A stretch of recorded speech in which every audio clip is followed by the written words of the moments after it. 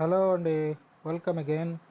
So, ఇప్పుడు మనం ఇప్పటివరకు నేను కొంత ఇన్ఫర్మేషన్‌ని మీతో షేర్ చేసుకున్నాను. 'మన నాయకులు' అనే ఆహ్, ఒక రకంగా చెప్పాలంటే వీడియో కంటిన్యూస్ వీడియోస్ చేస్తాను 'మన నాయకుల' పేరు మీద యూట్యూబ్‌లో. సో, ఈ వీడియోలో నేను చెప్తున్న ఇన్ఫర్మేషన్ అంతా ఎక్కడి నుంచి సేకరిస్తున్నానంటే, అసోసియేషన్ ఫర్ డెమోక్రాటిక్ రిఫార్మ్స్, సింపుల్‌గా ఏడీఆర్ అంటారు. వాళ్ళ దగ్గర నుంచి తీసుకున్నాను. వాళ్ళకొక యాప్ ఉంది 'మై నేత' అని. సో, యాప్‌లో మనకి మన దేశంలో ఉన్న నాయకులకు సంబంధించిన వివరాలని పొందుపరుస్తారండి. అంటే ఎవరి వివరాలంటే అట్‌లీస్ట్ అసెంబ్లీ ఎలక్షన్‌లు అవ్వచ్చు, పార్లమెంట్ ఎలక్షన్‌లు అవ్వచ్చు, పోటీ చేసి, ఆ పోటీ చేసినప్పుడు వాళ్ళు అఫిడవిట్‌గా మనకి చూపించిన, అంటే వాళ్ళు ప్రభుత్వానికి ఇదిగో ఇవి నా ఆస్తులు అని చెప్పినయి. అట్లాగే వారి పేరు మీద ఉన్న కేసులు అవ్వచ్చు, వారి పేరు మీద ఎన్ని కేసులు ఉన్నాయనే విషయం చెప్పారు. ఏ కేసులు ఉన్నాయని చెప్పలేదు. సో, ఇదొకటి, వాళ్ళు చదువుకున్నారా లేదా, ఏం చదువుకున్నారు, ఆ వివరాలు మనం తెలుసుకోవడానికండి. ఇది ఎన్నికలైన తర్వాత. ఎన్నికలయ్యే ముందు పరిస్థితి నాకు తెలీదు. సో, ఎన్నికలైన తర్వాత అట్‌లీస్ట్ మనకు ఎన్నికలు జరిగిపోయినాయి కాబట్టి అట్‌లీస్ట్ మన నాయకుల గురించి ఎవరో ఏంటో మనం తెలుసుకునే ప్రయత్నం చేయాలి కదా! సో, ఆ ప్రయత్నంలో భాగంగా నేను ఇది చేపట్టాననమాట. సో, మొదటగా ఎప్పటిలాగే మనం లోక్‌సభతో మొదలుపెడదాం. ఎందుకంటే ఫస్టు దేశం గదా! దేశం తర్వాత మన రాష్ట్రంకెళ్ళాలి. తక్కువ మంది ఉంటారండి ఉద్దేశం, అంతకంటే ఏం కాదు. 543 మంది కాబట్టి రోజుకి ఒక్కరు చొప్పున వెళ్ళినా చాలా ఎక్కువ అవుతుందిలే. సో, అయితే అట్‌లీస్ట్ కనీసం కొద్ది మందినన్నా తెలుసుకునే ప్రయత్నం చేస్తే మేబీ కొంత అర్థమవుతుంది. సో, ఇప్పటివరకు ఏఎం ఆరిఫ్ గారిని, అట్లాగే నారాయణ స్వామి గారిని, రాజా గారిని, అబ్దుల్ ఖలీక్ గారిని చూసాము. నెక్స్ట్ అభిషేక్ బెనర్జీ గారండి. డైమండ్ హార్బర్ అని చెప్పి ఒక కాన్స్టిట్యుయెన్సీ ఉంది. Parliament constituency. సో, ఆ కాన్స్టిట్యుయెన్సీ తరపున ఈయన పోటీ చేయడం జరిగింది.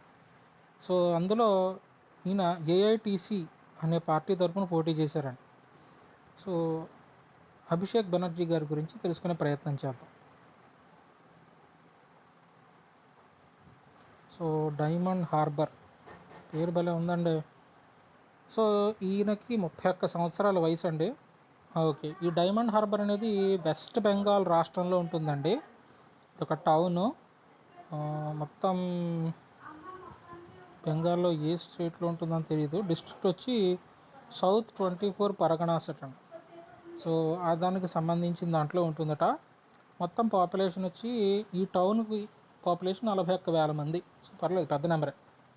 సరే, ఇప్పుడు మనం ఈయన డైమండ్ హార్బర్ పార్లమెంటరీ కాన్స్టిట్యుయెన్సీలో పోటీ చేసి గెలిచిన వ్యక్తి అభిషేక్ బెనర్జీ గారు. సో, ఈయన ఏం చదువుకున్నారంటే గ్రాడ్యుయేషన్ చేశారండి. ఈయన ఒక సాలరీడ్ ఎంప్లాయీ. సో, మరి అంతకు మించి ఏమీ వివరాలు ఇవ్వలేదు. సో, అయితే ఈయనకి దాదాపుగా ₹1,00,00,000 పైగా ఆస్తులున్నాయి. 1,00,00,000 ఎగ్జాక్ట్‌గా అయితే ₹1,37,94,320. సో, అప్పులైతే ఏమీ లేవు. కేసెస్ కూడా లేవండి. సో, ఇది డైమండ్ హార్బర్‌కి సంబంధించి గెలిచిన వ్యక్తి యొక్క వివరాలు. మరి గెలిచిన వ్యక్తితో పాటు మనం తెలుసుకోవాల్సింది పోటీ చేసిన వ్యక్తుల వివరాలు కూడా తెలుసుకోవాలి. 40,000 మందికి, 40,000 మందిలో ₹1,00,00,000 ఆస్తులుండి అతను చేశారండి. ₹1,00,00,000 అంటే పర్వాలేదు. పర్వాలేదు. ₹1,00,00,000 పర్వాలేదులెండి. అంటే మనకి ఏరియా తెలీదు కాబట్టి మనకి పూర్తిగా తెలీదు. ఎందుకంటే మనం ఇప్పటికే చూసాం. 649,00,00,000 ఇప్పటివరకు చూసినట్లో హైయెస్ట్ నెంబర్. నేను కూడా తెలీదు 649, అది కూడా సుప్రీం కోర్టుకి సంబంధించిన జడ్జి కింద ఉన్నారని చెప్పారు. పాత వీడియోలో ఉంది. ఆయన పేరు మర్చిపోయాను. నేను కూడా చూడాలి అప్పుడప్పుడు, తెలుస్తూ ఉంటుంది నాకు కూడాను. దేశంలో అయ్యో బాబోయ్! ఇంక అంతంతమంది ఆస్తిపరులా ఉంటారులేండి. సో, అభిషేక్ బెనర్జీ గారు గెలిచారు ఏఐటీసీ అనే పార్టీ తరపున. నిరంజన్ రాయ్, ఈయన బీజేపీ తరపున పోటీ చేశారు. 43 సంవత్సరాల వయసు. ఈయన ఒక పోస్ట్ గ్రాడ్యుయేట్ అండి. సో, ఈయన ఒక అడ్వకేట్. తర్వాత అడ్వకేట్ అంటే మనకి తెలుస్తుంది కదా. సో, టోటల్గా ఈయన యొక్క ఆస్తులు 45 లక్షల పైమాటే. 9 లక్షల వరకు అప్పులు ఉన్నాయండి ఈయనకి. ఈయన మీద 4 కేసులు ఉన్నాయండి. అది కూడా సీరియస్ ఛార్జీలు. 4 సీరియస్ ఛార్జెస్ ఈయన మీద ఉన్నాయి. So, I don't think so, ఇది ఏంటంటే మనకు తెలియదు. సో, ఈయన గురించి ప్రొఫార్మా ఇలాగుంది. సో, వీళ్ళు కాకుండా ఇంకెవరున్నారు, ఎస్యుసిఐసి అని చెప్పి మరొక పార్టీ ఉంది. వెస్ట్ బెంగాల్ తరఫున, దాని తరఫున పోటీ చేశారు. ఆయన పేరు అజయ్ ఘోష్. సో, ఈయనకు 69 సంవత్సరాల వయసు.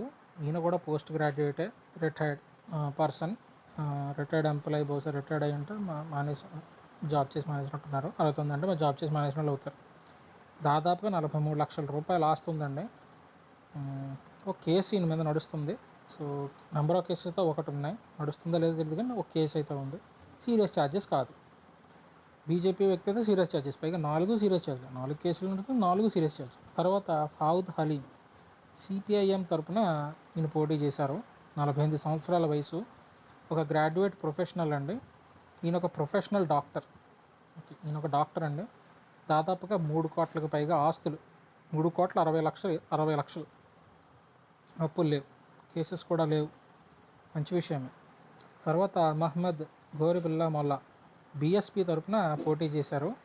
10వ తరగతి చదువుకున్నారు. ఈయన వ్యాపారం చేస్తారు. 43 సంవత్సరాల వయసు. మొత్తం 11 లక్షల రూపాయల ఆస్తులు ఉన్నాయి, అప్పులు లేవు, కేసులు కూడా ఏమి లేవండి, మంచిదే. తర్వాత ప్రబీర్ సర్కార్ ఇండిపెండెంట్గా పోటీ చేసిన వ్యక్తి అండి. ప్రబీర్ సర్కార్ గారట. మరి ఈయన 58 సంవత్సరాల వయసు, పోస్ట్ గ్రాడ్యుయేషన్ పూర్తి చేశారు. సెల్ఫ్ ఎంప్లాయ్, బ్రోకర్ అని ఉంది. సెల్ఫ్ ఎంప్లాయిడ్ అంటే బహుశా ఏదో ఇన్వెస్ట్మెంట్స్ వాటిల్లో ఉంటుందేమో బహుశా. 35 లక్షల వరకు ఆస్తులు ఉన్నాయి.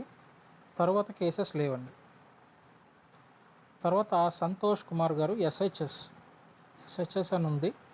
సో మరి ఈయన ఎస్హెచ్ఎస్ అనే పార్టీ తరపున పోటీ చేశారు. ఎస్హెచ్ఎస్ అంటే మనకి తెలియదు, సింపుల్గా ఎస్హెచ్ఎస్ అని ఇచ్చారు. ఇంకొంచెం ఎలాబొరేట్గా ఇన్ఫర్మేషన్ ఇచ్చుంటే బాగుండేది. సరే, ఏజ్ వచ్చి 39 సంవత్సరాలు, ఎడ్యుకేషన్ వచ్చి గ్రాడ్యుయేట్, నేను ఒక గ్రాడ్యుయేట్, డిగ్రీ పూర్తి చేశారు. ప్రొఫెషన్ వచ్చి consultants, advisor, taxation and labour loss.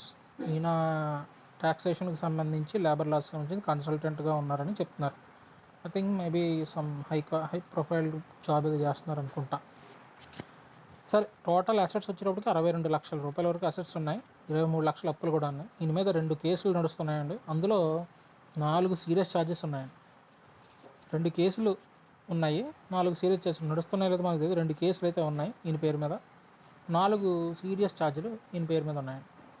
So అయితే ఉంటే ఇంకా ఈయన కరెక్ట్ కాదు అనుకుంటున్నాను. మరి మనం డిసైడ్ చేయలేం, ప్రజలు డిసైడ్ చేశారు, అందుకే ఆయన పక్కకి వెళ్ళిపోయాడు. సౌమ్య ఐచ్రాయ్ నేషనల్ కాంగ్రెస్ ఐఎన్సీ తరపున పోటీ చేసిన వ్యక్తి. సౌమ్య అంటున్నారు కాబట్టి అమ్మాయి అయింది. 49 సంవత్సరాల వయసు ఉండొచ్చు, 49 సంవత్సరాల వయసు ఉంది. పోస్ట్ గ్రాడ్యుయేట్ అండి, బిజినెస్ చేసుకుంటున్నారు ఆవిడ. దాదాపుగా 1,25,00,000 పైగా ఆస్తులు, 5 లక్షల అప్పులు కూడా ఉన్నాయి, కేసులు ఏం లేవండి. సుబ్రతా బోస్ ఇండిపెండెంట్ అండి. సో 61 సంవత్సరాల వయసు, graduate, financial planner and recruitment associate at Kotak life insurance. Kotak life insurance దాంట్లో ఫైనాన్షియల్ ప్లానర్, రిక్రూట్మెంట్ అసోసియేట్ కింద ఇది వర్క్ చేశారు. మొత్తం ఆస్తులు 46 లక్షలు, అప్పులు లేవు, కేసులు లేవండి. తర్వాత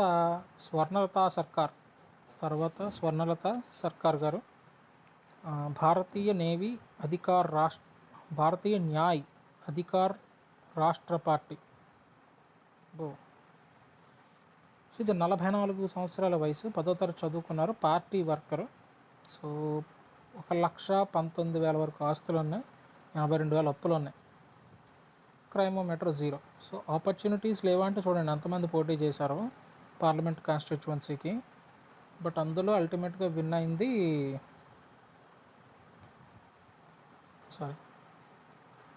ఏఐటీసీ అనే సంబంధించిన పార్టీ తరఫున గెలిచారు. బీజేపీ కూడా కదా, బేసిక్గా చెప్పాలంటే ఇందులో కాంగ్రెస్ లేదు, బీజేపీ సెకండ్లో ఉందా బహుశా. సో అదండి. సో ఇక్కడ పరిస్థితి ఇలాగ ఉంది. దీని గురించి ఇంకా వివరాలు తెలుసుకోవాలి అనుకుంటే మీరు డైమండ్ హార్బర్ అని కొట్టి ఎలక్షన్ రిజల్ట్స్ అని కొడితే కనుక 2019 అని, I think you'll get the more information about ఎవరెవరు గెలిచారు ఏంటంది. మీకు ఎలక్షన్ కమిషన్ సంబంధించిన వెబ్సైట్లోకి వెళ్ళినా కూడా కొన్ని వివరాలు దొరుకుతాయండి. సరేనండి. సో బయటకు వచ్చేద్దాం. రాజ్యసభలో అనుకుంటండి నేను చూసింది అభిషేక్ మను సింఘ్వి, అబ్దుల్ వహాబా, 242 crores అబ్దుల్ వహాబ్ గారు, 240 కోట్లు. ఇదిగోండి అభిషేక్ మను 649 కోట్లు, 650 కోట్ల ఆస్తి. సరే, అది పక్కన పెడదాం. అబీర్ రంజన్ బిస్వాస్ ఏఐటీసీ తరపున ఈయన నిలబడ్డారు. 46 సంవత్సరాల వయసు, పోస్ట్ గ్రాడ్యుయేట్ అండి, అడ్వకేటు, ఇన్ఫర్మేషన్ టెక్నాలజీ కన్సల్టెంట్ అండి ఈయన. ఈయనకి 1,30,00,000 వరకు ఆస్తులున్నాయి, 5 లక్షల అప్పులు ఉన్నాయండి, కేసులు లేవు. ఇది పర్వాలేదు. ₹1,00,00,000 అంటే మనం నార్మల్గా తీసుకోవచ్చు. 650 కోట్లు 200 కోట్లు అంటే అలాంటి వ్యక్తుల గురించి ఆలోచించుకోవాలి మనం. ఎందుకంటే నెంబర్ ఆస్తులు పెరిగే కొద్దీ వాళ్ళ మీద ఇన్ఫ్లుయెన్స్, వాళ్ళకుండే ఇన్ఫ్లుయెన్స్ అవన్నీ మారుతాయి. సో వాటిని కూడా కన్సిడర్ చేయాల్సి వస్తుంది. ఇప్పటివరకు నేను కేసులు చూపించడం లేదు, జస్ట్ ఏంటంటే ఆయన వ్యక్తి పేరు, ఆయనకున్న ఆస్తులు చూపిస్తాను. వ్యక్తిని చూసి మనం డిసైడ్ అవ్వడం మంచిది కాదేమో ప్రస్తుతానికి. కొంతమంది ఇంట్రెస్టింగ్ అనిపించినప్పుడు చూడాలి. ఇప్పుడు 650 కోట్ల మంది 650 కోట్ల రూపాయలు ఆస్తి ఉన్నాను, ఖచ్చితంగా అలాంటి వాళ్ళు ఒకసారి చూస్తూ ఉంటారు. ₹1,00,00,000 2 కోట్లు ఇలాంటి వాళ్ళని చూసినా చూడకపోయినా నార్మల్ పర్సన్ పోటీ చేశారు, గెలిచారు అనుకోవచ్చు. సో ఇది రాజ్యసభలోకి వచ్చిన వ్యక్తి అభిరంజన్ బిశ్వాస్ గారు నార్మల్గానే ఉన్నారు, కేసులు కూడా లేవు. సో పర్వాలేదు, we can consider these kind of persons, right. So రాజ్యసభలోకి ఎవరిని పడతామని తీసుకోరు కదా, మనం డైరెక్ట్గా ఎన్నుకోవాలి. బట్ ఎవరెవరు వెళ్తున్నారో తెలుసుకోవాలిగా. స్టేట్ అసెంబ్లీస్లోకి వచ్చేస్తున్నాం. ఆంధ్రప్రదేశ్ మన స్టేట్ అదే కాబట్టి. సో ఒకవేళ మీ స్టేట్ తెలంగాణ అయితే కనుక తెలంగాణ ఉంది, అన్ని స్టేట్స్ ఉన్నాయి, మీరు అన్ని స్టేట్స్లో ఉన్న వివరాలను చూడొచ్చు. సో నాకు ఆంధ్రప్రదేశ్ అయితే దాని తర్వాత నేను మిగతా స్టేట్స్ గురించి కూడా చూస్తానండి. నేను అంటే ఫస్ట్ ఒక స్టేట్ చూస్తే బాగుంటుందన్న ఉద్దేశంతో ఆగాను. సో ముందర ఎప్పట్లాగే 2019 ఎలక్షన్స్లో విన్ అయిన వాళ్ళు చూద్దాం. సో మొన్నటి వరకు నిన్న అలజంగి జోగారావు గారు పార్వతీపురం కాన్స్టిట్యువెన్సీ ఇది తరపున గెలిచిన వ్యక్తి గురించి మనం తెలుసుకున్నామండి. ఆస్తులు 5 కోట్లు అండి, పెద్ద ఏం కాదు. 5 కోట్లు అలా కొంతమంది ఎంపీల కన్నా కూడా ఎక్కువ వస్తుంది. సరే సరదాగా అనుకున్నాం. తర్వాత ఆళ్ల కాళీ కృష్ణ శ్రీనివాస్ గారు ఏలూరు కాన్స్టిట్యువెన్సీ తరపున పోటీ చేసి గెలిచారు. ఈయన వైఎస్ఆర్సీపీ తరపున పోటీ చేసి గెలిచారన్న. సో 49 సంవత్సరాల వయసు ఉందండి ఈయనకి. 12వ తరగతి పాస్ అయ్యారు. ఈయన ఒక అగ్రికల్చరిస్ట్, పాలిటిక్స్, అట్లాగే ఈయన ఒక వ్యవసాయం చేసే వ్యక్తి, అట్లాగే పాలిటిక్స్, రాజకీయవేత్త. దాదాపుగా ఈయనకి 4 కోట్ల రూపాయల పైమాట ఆస్తులు, దాదాపుగా 5 కోట్లకు దగ్గరలోనే ఆస్తులు ఉన్నాయి. సో అఫిడవిట్ ఇచ్చే నాటికి 5 కోట్ల వరకు ఈయనకి సొంతంగా ఆస్తులు ఉన్నాయి. ఈ సొంతంగా ఉన్న ఆస్తులు వారి పేరు మీద ఉన్నాయి. సో వారి ఫ్యామిలీ తరపున ఉన్న ఆస్తులు ఇక్కడ చెప్పరు కదా. సో అది మనం అర్థం చేసుకోవచ్చు, దాన్ని బట్టి అంటే ఒక ఉజ్జాయింపుకి రావచ్చు. సో అప్పులు కూడా ఉన్నాయండి, ఒక 11 లక్షలు, దాదాపుగా 19 లక్షలు తక్కువ 12 లక్షలు, 19,000 తక్కువ 12 లక్షల వరకు ఈయనకి అప్పులు ఉన్నాయి. 8 లక్షలు తక్కువ 5 కోట్ల వరకు ఆస్తులు ఉన్నాయి. కేసులు ఏమైనా ఉన్నాయంటే లేవు. ఇది ఆళ్ల కాళీ కృష్ణ శ్రీనివాస్ గారి గురించి. సో ఇది టుకీగా మన ఇన్ఫర్మేషన్ అండి.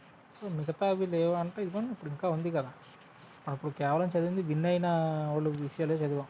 నెక్స్ట్ మనం చదవాల్సింది ఓడిపోయిన లిస్ట్ కూడా చదవాలిగా. ఏలూరు చూద్దాం. Eluru west Godavari head quarters కదండి. సో ఖచ్చితంగా ఏలూరు అని చిన్న ఊరు కాదు, చూడాలి.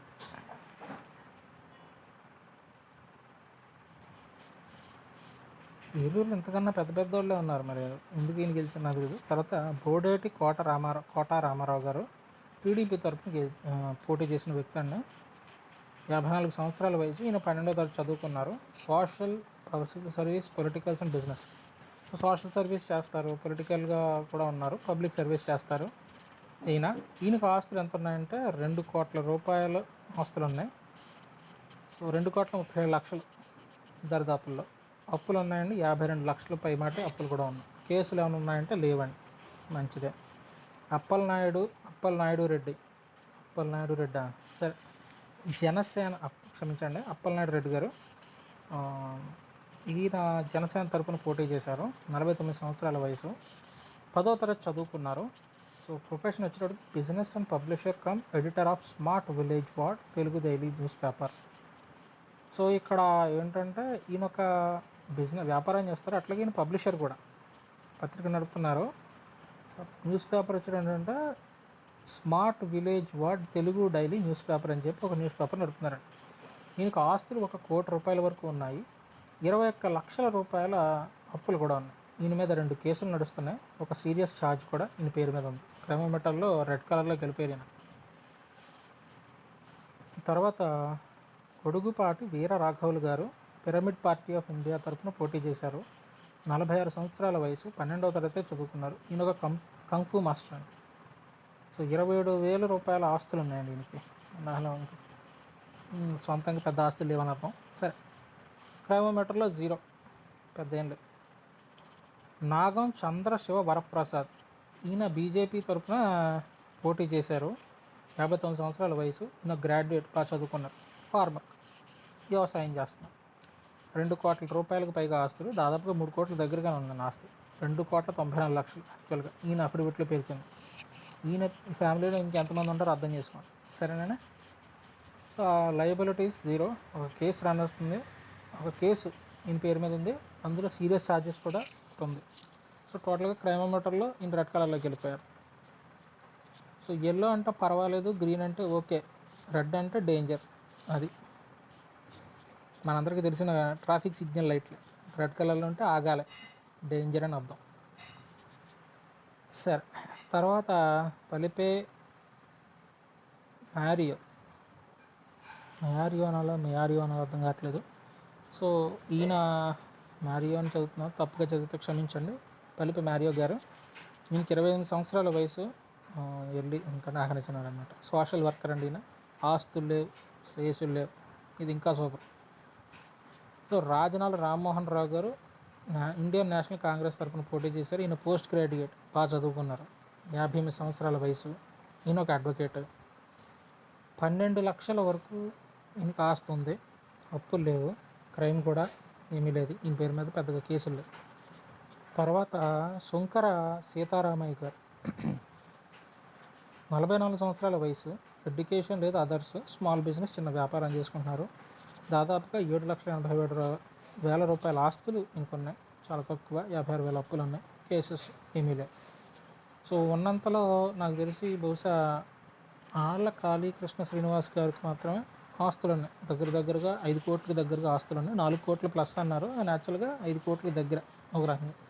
అంటే ఎంత ఉన్నా 5 కోట్లు దాటలేదు కూడా 4 కోట్ల ప్లస్ అని అంటారు. నేను అఫిడవిట్ ఇచ్చింది 2019లో, ఆబ్వియస్గా ఇంకా పెరుగుతాయి ఆస్తులు. సో అదండి.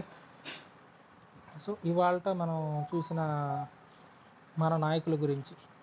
సో ఏలూరు నియోజకవర్గం గురించి మనం చూసాము. సో ఈ రకంగా చూసినట్లయితే ఇంకా మనకు చూడండి ఎన్ని స్టేట్స్ ఉన్నాయి. ఇవన్నీ లెక్క పెట్టుకుంటూ వెళ్తే ఇంకా అసలు తెల్లారిపోతుంది.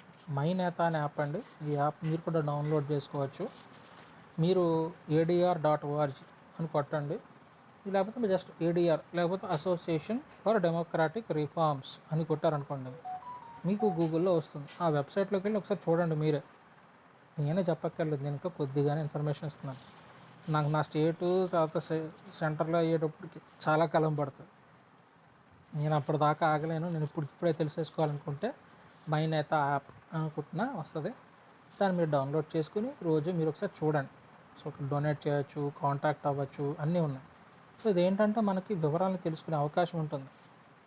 అసలు ఏంటి మన ఈ నాయకులు ఎవరు, మన దేశంలో ఇప్పుడు ప్రస్తుతం అధికారంలో ఉన్న నాయకులు ఎవరు పార్లమెంట్లో కూర్చున్నారు, చట్టాలు ఎవరు చేస్తున్నారు, ఎవరు ప్రతిపక్షంలో ఉన్నారో వాళ్ళు ఏం ప్రశ్నిస్తున్నారో, సరిగ్గా జరుగుతున్నాయా లేదా, అసలు ముందర మన నాయకులు ఎవరెవరో ఉన్నారో తెలిస్తే తర్వాత మనం వాళ్ళ గురించి మనం మాట్లాడుకోవచ్చు కదా. సో ఇంకా నేను బహుశా మొదటి అడుగు అనుకోండి, విషయాలు తెలుసుకునేందుకు నేను నడుస్తున్న మొదటి అడుగు. ఇలాగే అందరం వేద్దాం, తెలుసుకోవడం వల్లే మనకి ఏదన్నా వివరాలు తెలుసుకునే ప్రయత్నం చేస్తేనే మనం ఎక్కడైనా సరే కొంచెం విషయాన్ని అర్థం చేసుకునే ప్రయత్నం చేయగలం. ఇప్పటివరకు నేను చూస్తున్నప్పుడు మనకి పోటీ చేసేవాళ్ళు కొదువ కాదు. మీడియా ఛానల్లో కేవలం టాప్లో ఉన్న కొంతమందినే చూపిస్తారు. అది కూడా కారణం ఏంటంటే ఆ పార్టీలు వీళ్ళకి ఏమైనా ఫేవర్స్ చేస్తాయని అవ్వచ్చు, ఇంకేదన్నా అవ్వచ్చు. మిగతా వాళ్ళు ఉన్నారు. అయితే ప్రజలుగా మనం తెలుసుకోవాల్సింది ఏంటంటే ఆ సదరు వ్యక్తుల గురించి మనం తెలుసుకునే అవకాశం కల్పించుకోగలగాలి. వాళ్ళే మనకు కల్పించాలి యాక్చువల్గా పోటీ చేసేవాళ్ళు. అట్లాగే ప్రభుత్వం కూడా కొంచెం వీళ్ళ తరపుడైన బేసిక్ ఇన్ఫర్మేషన్ యాక్సెస్ చేసేందుకు కొంత ప్రయత్నం చేస్తే బాగుంటుందేమో అని అభిప్రాయం. వెబ్సైట్ అంటూ మెయింటైన్ చేసి ఎవరైతే పోటీ చేస్తున్నారో ఆ పోటీ చేస్తున్న వ్యక్తుల వివరాలని పొందుపరిచి, మనం సింపుల్గా చెప్పాలంటే మనం ఏదైనా ఉద్యోగంకి వెళ్తున్నాం అనుకోండి, ఉద్యోగంకి వెళ్తున్నప్పుడు మనల్ని ఏమడుగుతారంటే టెల్ అబౌట్ యువర్ సెల్ఫ్ అంటారు కదండి. లేకపోతే so please tell me about your personal introduction. One moment అండి. క్షమించండి, మధ్యలో చిన్న అంతరాయం కలిగినందుకు. సరే, ఇక్కడ చెప్పాలనుకుందల్లా ఒకటేనండి. మనం ఏదన్నా ఒక ఉద్యోగానికి వెళ్తున్నాం అనుకోండి. ఉద్యోగానికి వెళ్తున్నప్పుడు ఇంటర్వ్యూయర్ మనల్ని ఒక క్వశ్చన్ అడుగుతాడు. ఏంటంటే, ఎక్స్ప్లెయిన్ అబౌట్ యువర్ సెల్ఫ్ అనో, tell me about your give me a brief introduction about your self అని. అంటే నీ గురించి నువ్వు నన్ను పరిచయం చేసుకో అని. సో ఎందుకని ఆ ఒక 2 నిమిషాల్లో మన గురించి మనం చెప్పే ప్రయత్నం చేయడం. నేను సో అండ్ సో అండి, నా తండ్రి గారు ఈయన ఇలా వ్యాపారం చేసేవారు, లేకపోతే ఈయన వృత్తి ఇది, నేను అంత చదువుకున్నాను, నేను పలానా విషయాల్లో నిష్ణాతుణ్ణి, నాకు ఇన్ని భాషలు తెలుసు, నేను ఆల్రెడీ ఒకవేళ కనుక అంతకు ముందరే ఇటువంటి పని మీద పనిచేసి ఉంటే నాకు ఇంత అనుభవం ఉంది, పలానా అచీవ్మెంట్స్ నేను పనిచేసిన సంస్థ ద్వారా సంపాదించుకున్నాను అన్న విషయాలు మనం చెప్పడానికి ఉంటుంది. ఇదే నాయకులకి మనం చేస్తే బాగుంటుందేమో అని ఆలోచన. ఎందుకంటే ఈ రోజుల్లో వ్యాపారానికే చిన్న వెబ్సైట్ మెయింటైన్ చేస్తున్నప్పుడు, ఇంత పెద్ద గవర్నమెంట్కి ప్రతిదానికి వెబ్సైట్లు ఉన్నప్పుడు, వీటిని మెయింటైన్ చేస్తున్నప్పుడు ఎవరైతే పోటీ చేస్తున్నారో వారికి సంబంధించిన మినిమం ఇన్ఫర్మేషన్ని వారి అప్డేట్ చేసుకునేలాగా. ఆల్రెడీ మనకు ఫేస్బుక్లో అన్నీ ఉన్నాయి, కానీ ఫేస్బుక్ని ఒక ప్రైవేట్ ఎంటిటీ, వాటిని నమ్మలేం కదా. ఫేస్బుక్లో ఎవరైనా పెట్టుకుంటారు, కానీ గవర్నమెంట్కి అఫీషియల్గా ఇస్తున్నప్పుడు గవర్నమెంట్ చిన్నపాటి ఫేస్బుక్ పెడుతుంది, సో వెరిఫైడ్ అకౌంట్లు క్రియేట్ చేస్తుంది. చిన్నపాటి ఫేస్బుక్, అది కూడా చిన్నపాటిని ఎందుకన్నానంటే అందరికీ యాక్సెస్గా, అందరికీ ఎవరు పడతాడు వచ్చి ఎలక్షన్ కమిషన్లో అకౌంట్ క్రియేట్ చేయరు. ఎవరైతే పోటీ చేస్తున్నారో వాళ్ళకి అకౌంట్ క్రియేట్ చేసుకోవడానికి అవకాశం ఇస్తారు, ఆయన అకౌంట్ క్రియేట్ చేసుకొని చేస్తారు పోటీ చేసే సమయానికి. అట్లాగే ఆయన ఆ టర్మ్లో ఉన్నంత కాలం ఆయన వివరాలు, ఆయన కాంటాక్ట్ నెంబరు ప్రతిదీ అక్కడ అందుబాటులో ఉంచాలి. సో ఒకవేళ అట్లాగే కొన్ని కంపల్సరీ డీటెయిల్స్ని మెన్షన్ చేయడం. అట్లాగే ఎవరైతే పోటీ చేస్తున్నారో పోటీ చేసిన వ్యక్తి కనీసం అందుబాటులో ఉండే విధంగా ఏమన్నా ఉన్నాయా లేవా. అధికారం వస్తే ఖచ్చితంగా ఉండాలి. అధికారం వచ్చాక కూడా ప్రజలు ఎవరు కాల్ చేసినా వాళ్ళు అందుబాటులో ఉండే విధంగా వాళ్ళకంటూ ఒక నెంబర్ మెయింటైన్ చేసి మాట్లాడేలా చేయాలి. అట్లాగే ఇవన్నీ అవసరం మనకి. యాక్చువల్గా గవర్నెన్స్ బాగా చేయాలంటే మనం ఎన్నుకున్న ప్రతినిధి మనతో ఎప్పుడైనా మాట్లాడగలిగే అవకాశం కలిగి ఉండాలి. సో ఫోన్ నెంబర్ ఉంది కదా అనేసి కొంతమంది ఆకతాయిలు ఫోన్ చేసి పిచ్చి పిచ్చిగా అడుగుతారు, అది ఉంటుంది. బట్ ఐ డోంట్ థింక్ మరీ అంత సీరియస్గా ఉండదు అనుకోను. బట్ ప్రజల సమస్యలు ఎక్కువ ఉంటాయి కాబట్టి ఐ థింక్ ఇది కూడా ఇంపార్టెంటే. కాల్ సెంటర్స్ మెయింటైన్ చేసినట్టే ప్రభుత్వాల్లో కూడా ఆయా కాన్స్టిట్యువెన్సీలకు సంబంధించిన వివరాలను తీసుకునే ప్రయత్నం చేయడం కూడా ఒక రకంగా మంచిదేగా. ఉద్యోగాల కల్పన ముఖ్యమే, అట్లాగే ప్రజలకి సమస్యలు తీరుతున్నాయా లేదా అన్న విషయాలు తెలుసుకునే ప్రయత్నం చేయడం కూడా ముఖ్యమే. సో ఇవన్నీ చేస్తే బాగుంటుందన్న ఆలోచన నాకు ఉంది. సో అది మనకి నాయకులకి తెలిస్తే ఇంకా బెటరే. సో ఎవరికి తెలిసినట్టు వాళ్ళు చేస్తూ ఉంటారు, దానికి ఉన్న సాధ్యాసాధ్యాలు అవన్నీ మనం బేరీ చేసుకోవాల్సి ఉంటుంది. ఏదేమైనప్పటికీ ఒక 4-5 కాన్స్టిట్యుయెన్సీలు చదివేటప్పటికే అందులో కాన్స్టిట్యుయెన్సీలో పోటీ చేసిన గెలిచిన వ్యక్తుల వివరాలు సేకరించి చూసేటప్పటికి నాకు అర్థమైంది ఏంటంటే 4-5 ఆటలు మన దేశంలో కేవలం 4-5 పార్టీల నుంచి ఉన్నవాళ్ళే పోటీ చేయట్లే, వాళ్ళు పోటీ చేస్తున్నారు. కానీ ఆ పోటీ చేసే వ్యక్తుల యొక్క వివరాలు కానీ, పోటీ చేసే అభ్యర్థుల యొక్క ఆలోచనలు కానీ ప్రజలకు తెలియడం లేదు.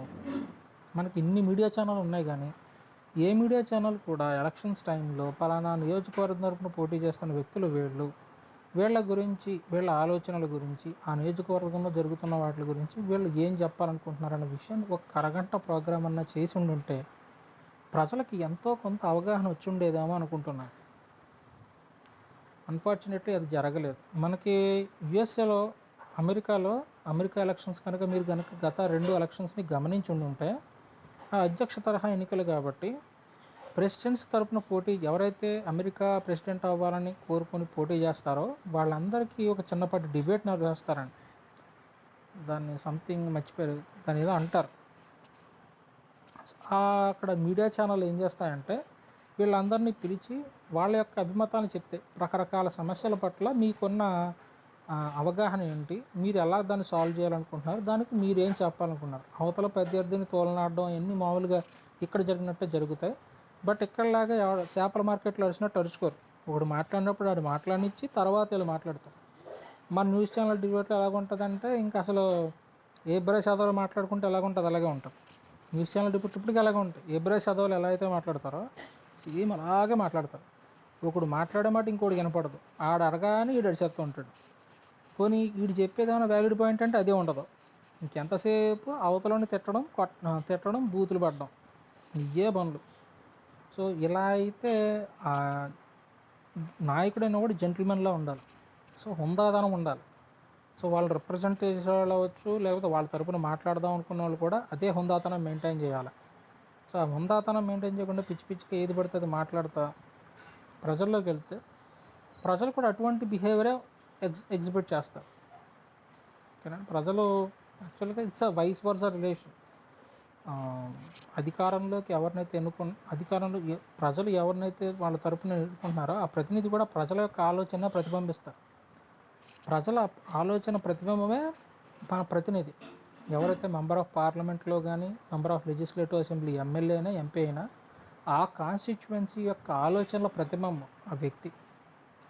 సో కాబట్టి ఆయన చాలా హుందాగా ప్రవర్తించాలి. ఆ హుందాతనం లేకుండా ఈ మధ్య కొన్ని న్యూస్ ఛానల్స్లో కొంతమంది నాయకులు మాట్లాడిన మాటలు చూసాం. చాలా వెగటపడుతుంది. సో ఏంట్రా నాయన ఎలాంటి నాయకులను ఎన్నుకుని పంపిస్తున్నారా బాబు. సో అలాంటివి చూస్తుంటే అనిపిస్తుంది, ఇంత చండాలమైన వ్యక్తుల్ని పార్లమెంట్లకి అసెంబ్లీలకి పంపిస్తుంటే ఇలాంటి వాళ్ళు ఏం చేస్తారు. వీళ్ళు చట్టాలు చేస్తే ఇంకా దరిద్రంగా ఉంటుంది కూడా అది. సో కాబట్టి అయితే ఒకటి, చదువు ఒకటే క్రైటీరియా కాదు. ఎప్పుడు చదువుతోటే అన్నీ రావు. కానీ చదువుకున్నోడికి సమస్య మూలాన్ని ఎలా తెలుసుకోవాలన్నది ముందరే తను క్రమబద్ధంగా నేర్చుకుంటాడు. అనుభవపూర్వకంగా నేర్చుకునే వాళ్ళు కూడా సమస్యను సాధించడం తెలుసుకుంటారు. కాబట్టి చదువు ఒకటే క్రైటీరియా కాదు. చదువు ఒక రకంగా it helps to understand certain person. ఒక మనిషిని అర్థం చేసుకునేందుకు ఉపయోగపడే మూల సాధనం మాత్రమే. కేవలం చదువు ఒకటే మనిషి యొక్క ప్రవర్తనని డిసైడ్ చేయదు. మనిషి యొక్క ప్రవర్తన కేవలం చదువుతోడే చెప్పాలి. అతనిని అనుభవం కూడా మనిషికి బోల్డంత నేర్పుతాడు. కాబట్టి వాడు 10వ తరగతి తెచ్చకుండా ఏమీ చదువుకోలేదు అనుకున్నాడు కూడా మిరాకిల్స్ చేయగలిగిన రోజులను. బిల్ గేట్స్ మహా అయితే ఎంత చదివాడండి, అతను ఎంత ఆస్తి సంపాదించాడు. ఇలాన్ మస్క్ 13 లక్షల కోట్ల ఆస్తికి వారసుడు. ఆయన ఆస్తికి హక్కుదారుడు. అతను చదువుకొని చాలా తక్కువే. సో అలాగే ఉంటుంది. మనం కూడా అలాగే ఆలోచించాలి. సో అన్నిటినీ మనం చదువుతోటే పోల్చకూడదు. అలా అని చెప్పి చదువు క్రైటీరియా కాదు అని చెప్పలేం. సో చదువుకి ఇంపార్టెన్స్ ఇవ్వాలి. అట్ ద సేమ్ టైం మిగతా విషయాలు కూడా పరిగణలోకి తీసుకోవాలి. ఇక ఆస్తులు వీటి గురించి ఎందుకు మాట్లాడుతుంటే, ఇండివిజువల్గానే ఇతనికి ఎంత ఆస్తి ఉంటే ఇక అతని ఫ్యామిలీ ఆస్తులు కూడా కలుపుకోవాలి కదా. ఇప్పుడు ఏంటంటే అందరూ తెలివిగా ఏం చేస్తారంటే ఆస్తులు వారి పేరు మీద పెట్టుకోరు, వాళ్ళ ఫ్యామిలీ వాళ్ళ పేరు మీద పెట్టుకుంటారు. కాబట్టి వీళ్ళందరూ వాళ్ళ ఫ్యామిలీ అంతా ఒకటిగా ఉంటారనమాట. ఇవన్నీ తెలిసినాయే కదా. సో ప్రజలు కూడా ఇలాంటి విషయాలు తెలుసుకొని అసలు ఏంటి, నాయకులు ఏంటి, మన పరిస్థితి ఏంటని తెలుసుకునే ప్రయత్నం చేస్తే రేపు అన్న రోజున మనకు ఉపయోగపడుతుంది. నేను చెప్పింది మీకు ఆషామాషి కనిపించిన maybe this will help out to the future generations of the people. ఎలాగా మన నాయకుల గురించి వివరాలు తెలుసుకోవడం ఎలాగా ఏంటి, ఈ కొద్ది information it will give some glimpse about the politicians. చిన్న సారాంశం అనుకోండి. నాయకులు పూర్తి వివరాలు తెలియకపోవచ్చు, కానీ అతని మీద ఎన్ని కేసులు ఉన్నాయి, అతని ఆస్తులు ఎంత, అతను చదువుకున్నాడా లేదా, ఇలాంటి చిన్న చిన్న విషయాలు కొద్ది తెలుసుకోవడం మొదలు పెడితే నెక్స్ట్ నాయకుల గురించి మిగతా విషయాలు వికీపీడియాలో నాటిలో తెలుసుకుంటారు కదా ఎంతో కొంత. ఆ తర్వాత అతను సోషల్ మీడియా అకౌంట్లోకి వెళ్తారు, అతని గురించి తెలుసుకునే ప్రయత్నం చేస్తారు. అన్నీ అవసరం. So I hope that this will encourage the people to know more about their leaders and మన నాయకుల గురించి మరింతమంది తెలుసుకునేందుకు ఈ వీడియోలు ఉపయోగపడతాయని అనుకుంటున్నాను. ఒకవేళ ఉపయోగపడకపోవచ్చు అనే అభిప్రాయం ఉన్నా కూడా దయచేసి వీడియో కామెంట్స్లో చెప్పండి. ఒకవేళ మీకు తెలిసిన ఏదన్నా వివరం ఇంకా బాగా ఎలాబొరేట్గా చెప్తుంది అంటే దాన్ని కామెంట్స్లో రాయండి. మేబీ నేను కాకపోయినా ఒకవేళ దాన్ని ఎవరైనా చూస్తే కనుక వాళ్ళు కూడా దీని గురించి మరింత ఇన్ఫర్మేషన్ తెలుసుకునేందుకు ప్రయత్నిస్తారు. Thank you very much.